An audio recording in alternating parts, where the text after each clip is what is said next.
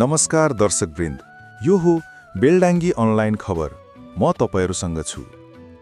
बेलडाङ्गी भुटानी शरणार्थी बस्तीमा साहित्य प्रेमीहरूका लागि एउटा ठूलो अवसर आउने भएको छ। My platform event and production हाउसले आयोजना गर्न लागेको कार्यक्रम मेरो कविता, कविताको रियालिटी प्रतियोगिता यही वर्ष बेलडाङ्गी नाट्य परिवार हलमा आयोजना हुने भएको छ। आयोजकका अनुसार यस कार्यक्रमको मुख्य उद्देश्य नयाँ पुस्ताका कविहरूलाई संरक्षण, प्रोत्साहन र पहिचान गर्दै कविता लेखन र वाचनलाई राष्ट्रिय स्तरमा मञ्च प्रदान गर्नु हो।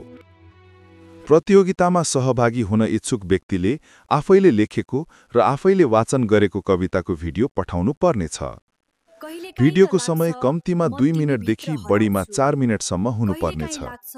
कविता जुनसुकै शीर्षकमा लेख्न सकिनेछ र सहभागीको उमेर 16 वर्षभन्दा माथि हुनुपर्नेछ। भिडियो पठाउने अन्तिम मिति 2025 नोभेम्बर 10 तोकिएको छ। भिडियोहरूबाट छनौट गरिएका 50 जना कविहरूलाई 3 दिनको बन्द प्रशिक्षण, लेखन, वाचन र प्रस्तुति तालिम दिइनेछ। त्यसपछि फिल्ड अडिसन र रियालिटी स्टेज हुँदै उत्कृष्ट कविहरू फाइनलमा पुग्नेछन्। उत्कृष्ट कविहरूलाई नगद पुरस्कार, ट्रफी र प्रमाणपत्र प्रदान गरिनेछ। भिडियो पठाउनका लागि जीमेल myplatform411@gmail.com वा व्हाट्सएप नम्बर 9816699094 प्रयोग गर्न सकिनेछ।